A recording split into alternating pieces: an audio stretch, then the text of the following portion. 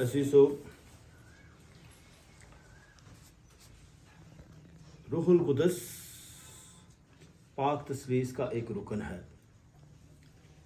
रूहुल कुदस खुदा है, जैसे बाप खुदा और इस तरह बेटा खुदा और रूहुल कुदस भी खुदा है, लेकिन तीनों मिलकर एक ही हैं। और रूहुल कुदस के मुख्तलिफ काम हैं, जैसे बाप के मुख्तलिफ काम हैं, बेटे के मुख्तलिफ काम हैं, इसी तरह रूहुल कुदस के भी मुख्तलिफ काम हैं। और कुछ काम बाप के भी और बेटे के भी रूहुल कुदस के एक ही जैसे हैं। जैसे तख्लीक का अमल है, यानी तीनों ने मिलकर पूरी कायनात की तख्लीक में काम किया है। तख्लीक किया है इंसान को, पूरी कायनात को, परिंदों को, दरख्तों को, जानवरों को, इंसानों को मिलकर पाक तस्लीस ने बनाया है। तो इसी तरह रूहुल कुदस तख्लीकी काम भी करती है, यानी खुदा की रूह पानियों पर जुम्बश करती है। रूहुल कुदस के बहुत सारे अलामतें भी हमें मिलती हैं पुराने अहदनामा में। ठीक है, रूहुल कुदस एक बड़ी कुव्वत है, बड़ी गायबाना कुव्वत है। जैसे खुदा नज़र नहीं आता है लेकिन खुदा मौजूद है। और बनी इसराइल ने खुदा को कायनात के अंदर देखा है। हज़रत मूसा ने उसे जलती पहाड़ी में उसे देखा है, और कोई सीना पहाड़ पर खुदा का के ज़हूर का तजर्बा किया, खुदा की मौजूदगी का तजर्बा किया है। बनी इसराइल ने जो है बादल की सूरत में खुदा को देखा है। इसी तरह जो आग के सतून में भी जो है खुदा की मौजूदगी का जो है तजर्बा किया है। खैमे में भी खुदा की मौजूदगी महसूस होती थी। इसी तरह पाक संदूक में भी खुदा की मौजूदगी होती थी। देखिए खुदा की मौजूदगी के कितने अंदाज हैं। इसी तरह रूहुल कुदस जो है वो भी बहुत सारे अंदाज रखता है अपनी मौजूदगी के। ठीक है, जो है बाइबल मुकद्दस में रूहुल कुदस को आग के शोलों की सूरत में भी बयान किया गया है। इस तरह रूहुल कुदस को कबूतर की सूरत में भी बयान किया गया है कि जब यीशु मसीह बपतिस्मा लेते हैं तो कबूतर जो है आप बादल खुल जाता है, और कबूतर जो है रूहुल कुदस कबूतर की सूरत में यीशु मसीह पर ज़ाहिर होता है। इस तरह जब शागिर्दों पर रूहुल कुदस उतरता है तो किस सूरत में उतरा है? आग के शोलों की सूरत में उतरता है। तो इसी तरह रूहुल कुदस अलामतें भी रखता है, लेकिन रूहुल कुदस जो है गायबाना सूरतें भी रखता है, मौजूद है, गायबाना ताकत है, हम उसे महसूस कर सकते हैं। रूहुल कुदस के बहुत सारे काम है। रूहुल कुदस जो है बहुत बड़ी कुव्वत है, ताकत है।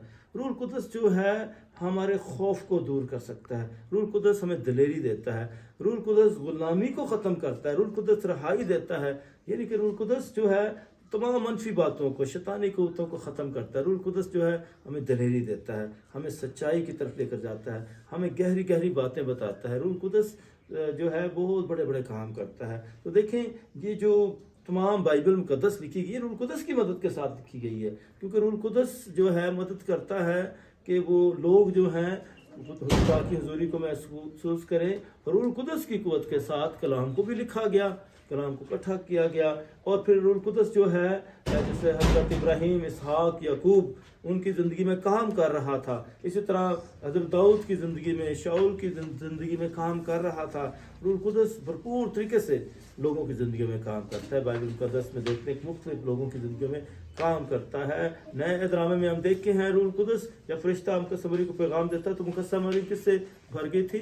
रूहुल कुदस की कुदरत के साथ हमला हो गई थी। किसकी कुदरत के साथ? रूहुल कुदस की कुदरत। कुदरत का मतलब ताकत। रूहुल कुदस की ताकत के साथ वो हमला हो गई थी। खुदा यीशु मसीह उसकी कोख में आ जाता है। रूहुल कुदस के बड़े बड़े काम होते हैं।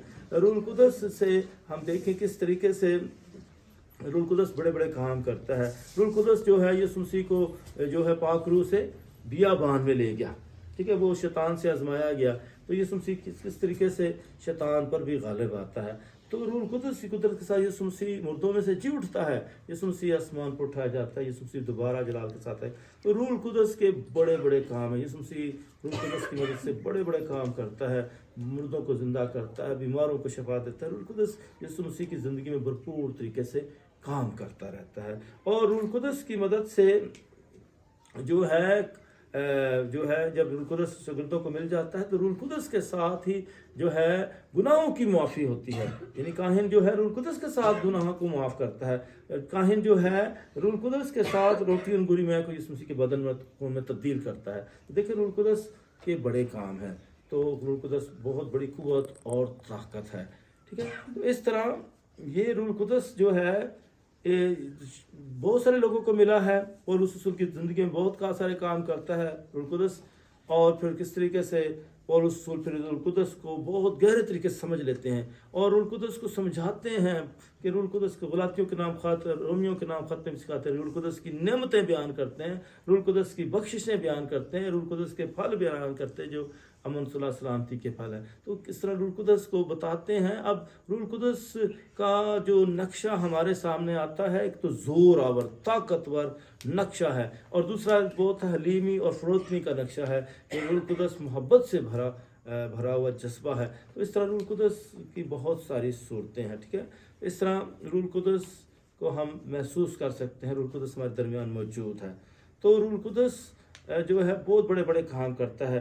بائبل مقدس میں پہلا واقعہ جو آتا ہے تکوین کتاب میں، وہ آدم اور حوا کا ہے، اور وہ گناہ کرتے ہیں اور شیطان جو ہے ان کو غالب آتا ہے، اور ایک یہ واقعہ ہوا تھا خدا کی حکم عدولی کا، خدا کا کہنا نہیں مانا تھا، اور اس طرح جو ہے شیطان جو ہے ان کو جو ہے ان کی زندگی میں تبدیلی لے کر آتا ہے، اور وہ جو اپنی اچھی حالت سے نکل کر جو ہے بری حالت میں چلے جاتے ہیں، باغ عدن سے نکال دیے جاتے ہیں۔ اسی طرح نوح کے زمانے میں جو ہے بہت برائیاں آ چکی تھیں، اور پھر خدا کہتا ہے کہ نوح کو کہتا ہے چن لیتا ہے، کہتا ہے کشتی بنا اور اس میں سوار ہو، اپنے خاندان کو سوار کر تمام جانوروں کو، پرندوں کو، کائنات کے لوگوں جو ہے مخلوق کو بچاتا ہے۔ تو کس طریقے سے جو ہے خدا تبدیلی لے کر آتا ہے۔ تو اسی وقت جو ہے اس کے نوح کے جو اولاد تھی، 3 بیٹے تھے، اور پھر ان میں سے جو اولاد نکلتی ہے پھر وہ کتنے مختلف جگہوں میں پھیل جاتی ہے، یعنی کہ مصر کی طرف، اور اسی طرح جو ہے عراق کی طرف، بہت سارے ملکوں میں پھیل جاتی ہے۔ تو یعنی کس طرح جو ہے نسلیں پھیلتی ہیں، دور دور تک جاتی ہیں۔ اور پھر یہ کون تھے؟ یہ سب کون تھے؟ یہودی تھے۔ بعد میں جب ابراہیم، اسحاق اور یعقوب بھی آتے ہیں تو پھر یہ قبیلے بنتے ہیں، یعقوب کے 12 بیٹے، تو ہیں تو یہ سارے کون ہیں؟ یہودی ہیں، عبرانی ہیں۔ اور اس طریقے سے جو ہیں اب جو یہ لوگ تھے، عبرانی لوگ، یہودی لوگ، یہ ان کی خاص بات ہے کہ یہ تربیت کرتے تھے اپنے بچوں کی تربیت میں یہ بہت نمبر 1 تھے، بچوں کو سکھاتے تھے۔ بچہ بھی پیدا بھی نہیں ہوا تھا تو مائیں جو ہے بچپن سے ان کو سکھاتی ہیں، وہ ان کے بچے بہت ذہین پیدا ہوتے ہیں، اور پھر اس طرح جو ان کی مختلف طریقوں سے تربیت کرتے ہیں۔ تو اس طرح مذہبی باتیں بھی سکھاتے ہیں، دنیاوی باتیں بھی جو سکھاتے ہیں، حکمت و دانائی کی باتیں بھی سکھاتے ہیں۔ تو اس طرح بچوں کی بہت تربیت کی جاتی تھی جو یہودی معاشرے میں۔ اور پھر یہودی معاشرے میں بچوں کو سکھایا جاتا ہے کہ اپنے خدا کو نہیں بھولنا ہے، اپنی زبان کو نہیں بھولنا ہے، اپنی روایات کو نہیں بھولنا ہے، اور وہ جو ہے یہ ساری چیزیں یاد رکھتے تھے۔ تو اسی وجہ سے وہ جو ہے مختلف جب عیدیں ہوتی تھیں تو وہ ہیکل میں آیا کرتے تھے، ٹھیک ہے، وہ ساری رسمیں پوری کیا کرتے تھے۔ اسی طرح جو مختلف عیدیں مناتے تھے، فصح کی عید تھی، پھر اسی طرح عید خمسین، یہ جو ہے پینتیکوست ہے، اصل میں عید خمسین ہے، اور جب فصل کی کٹائی ہوتی ہے یہ وہی موسم ہے۔ تو اس وقت یہ بڑی عید تھی، یعنی کہ بڑی عید تھی، اس کا شمار بڑی عیدوں میں ہوتا ہے۔ اور اس وقت جو یہ یہودی جو تھے، یہ بھی جو ہے عید پینتیکوست کے موقع پر، عید خمسین پر، یہ یروشلم میں اکٹھے ہوئے تھے۔ تو پھر میں بتانا چاہ رہا ہوں کہ اس طریقے سے یہ بڑی قوم تھے جو ہم نئے ڈرامے میں دیکھتے ہیں کہ یہ اکٹھے ہوتے ہیں۔ لیکن میں پھر آپ کو بتانا چاہ رہا ہوں کہ نوح کے زمانے میں بھی جو واقعہ ہوا تھا کہ یہ لوگ جو تھے یہ ایک بڑا برج بنانا چاہتے ہیں، برج، ٹھیک ہے۔ یہ برج جو ہے زکرٹ سے کہتے ہیں، بڑی لمبی اونچی عمارت ہوتی ہے، جیسے بڑے بڑے ٹاور ہوتے ہیں، ٹھیک ہے۔ بابل جو ہے، بابل کا برج مشہور ہے۔ بابل کا مطلب ہے کہ خدا کا گیٹ، خدا کا پھاٹک، ٹھیک ہے، ایک ایسا گیٹ ہے، خدا کا پھاٹک ہے۔ اور یہ جو تھا، یہ جو علاقہ تھا اس کا پرانا نام تھا سنعار۔ تو یہ ایک خطہ تھا، علاقہ تھا، اور یہ میسوپوٹامیہ کا علاقہ بھی کہلایا تھا، بابل کا علاقہ۔ یہ اصل میں عراق کا علاقہ ہے۔ یہ دجلہ اور فرات تھے، یہ دو دریا اس کے درمیان کا علاقہ تھا، یہ ابھی موجودہ عراق ہے۔ تو یہ بابل یہاں بہت بڑی حکومت قائم ہوئی تھی۔ تو یہاں جو لوگ تھے وہ کہتے تھے کہ ہم ایک ٹاور بنائیں گے، ایک بہت بڑا جو ہے مینار بنائیں گے جو بہت آسمانوں کو چھو رہا ہوگا۔ تو ابھی بھی دیکھیں نا، دنیا میں بڑے بڑے مینار ہیں، امریکہ میں ہے، یورپ میں ہے، مڈل ایسٹ میں ہے، جو ہے خلیفہ ٹاور ابھی دبئی میں بنا ہے، سب دنیا کا سب سے اونچا ٹاور بنا ہے۔ اور اسی طرح جو ہے یہ ٹاور بناتے تھے۔ تو یہ اصل میں اس وقت جو بڑے بڑے دیوی دیوتا تھے ان کے مندر بنائے جاتے تھے، تو عبادت گاہیں بنائے جاتے تھے، اس طرح لوگ ٹاور بھی بناتے تھے تاکہ یہ بتائیں کہ ہم زیادہ خدا کے قریب ہیں، ہم بہت خدا کے قریب ہیں، اور ہم بہت قابل ہیں، ہم بہت ذہین ہیں، اور دنیا ہمیں یاد رکھے، ہمارا نام ہو۔ تو اس طرح یہ لوگ جو ہیں بہت بڑا ٹاور بناتے ہیں۔ حالانکہ خدا نے نوح کے زمانے میں انہیں اچھے لوگوں کو بچایا تھا، لیکن جو برے لوگ تباہ ہو گئے تھے۔ اب پھر یہ لوگ جو ہیں خدا سے دور ہوتے جاتے ہیں، خدا کے بغیر چلتے ہیں اور اپنی منمانی کرتے ہیں، اور ایک ٹاور بنانے کے لیے جو ہے شروع ہو جاتے ہیں۔ اب یہ جب ٹاور بنا رہے تھے، بہت بابل کا برج بنا رہے تھے، یہ آپ خود بھی پڑھ سکتے ہیں تکوین کتاب میں۔ تو یہ برج بنا رہے تھے، 11واں باب ہے تکوین کا۔ تو اس جو برج بنا رہے تھے تو اس وقت خدا نے ان کی زبانوں میں اختلاف ڈال دیا تھا۔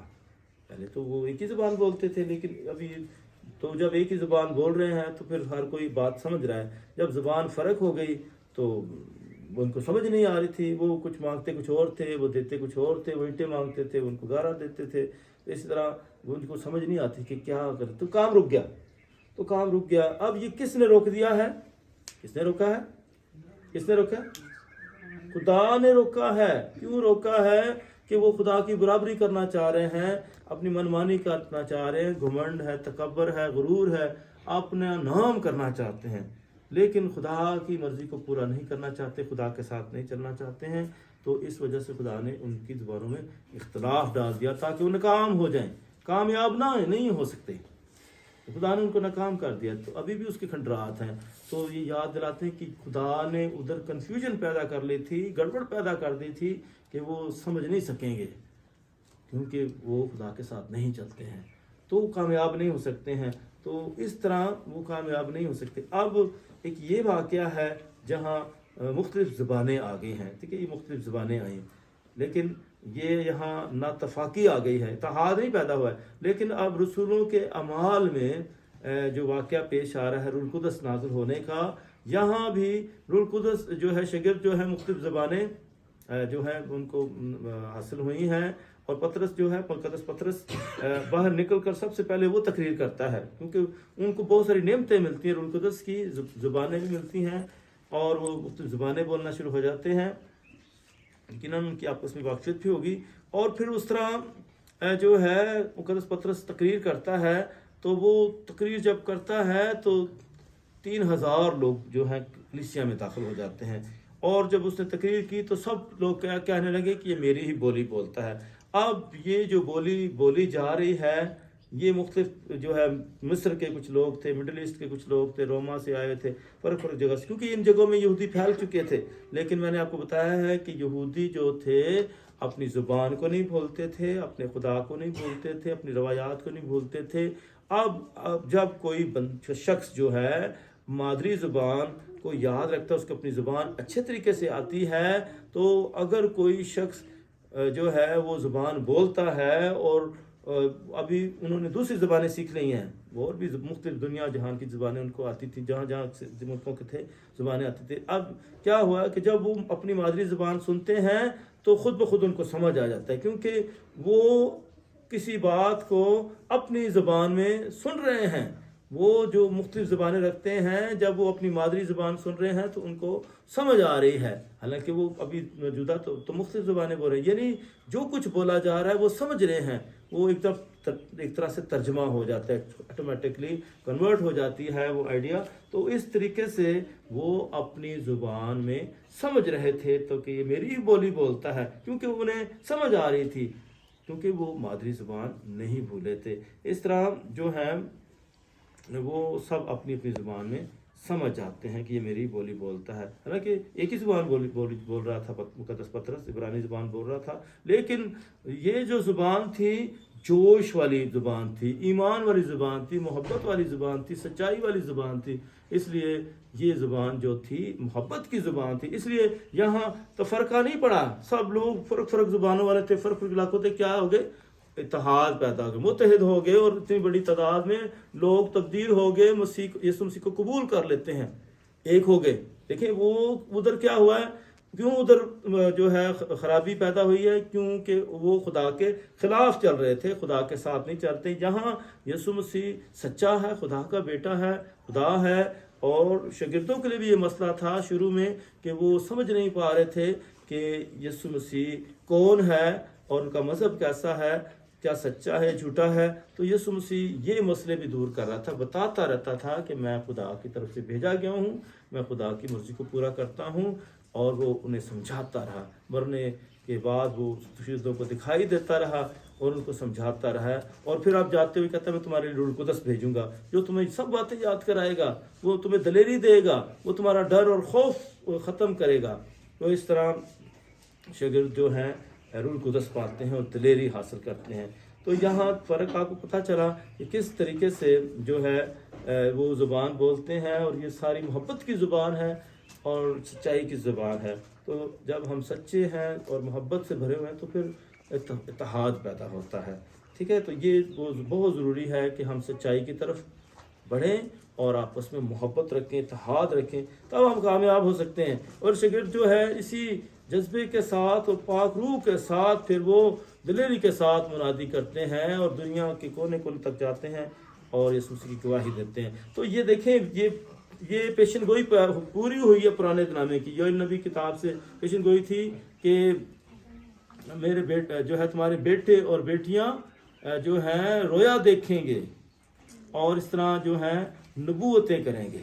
تو یہ میں پاک روح ہر بشر پر ڈالوں گا، ہر بشر پر، تو نوکروں پر بھی، غیر قوموں پر بھی، یعنی کہ سب کو یہ پاک روح دیا جائے گا، سب کو یہ ملے گا، کسی کی میراث نہیں ہوگا. تو اسی طرح ایک یہ پیشن گوئی پوری ہوئی کہ غیر قومیں بھی نجات پا سکتی ہیں، روح القدس پا سکتی ہیں. اور پھر دوسری پیشن گوئی جو وہ بھی یوحنا اصطباغی کیا کہتا ہے کہ میں تمہیں پانی سے بپتسمہ دیتا ہوں، میرے بعد جو آئے گا تمہیں آگ اور روح سے بپتسمہ دے گا.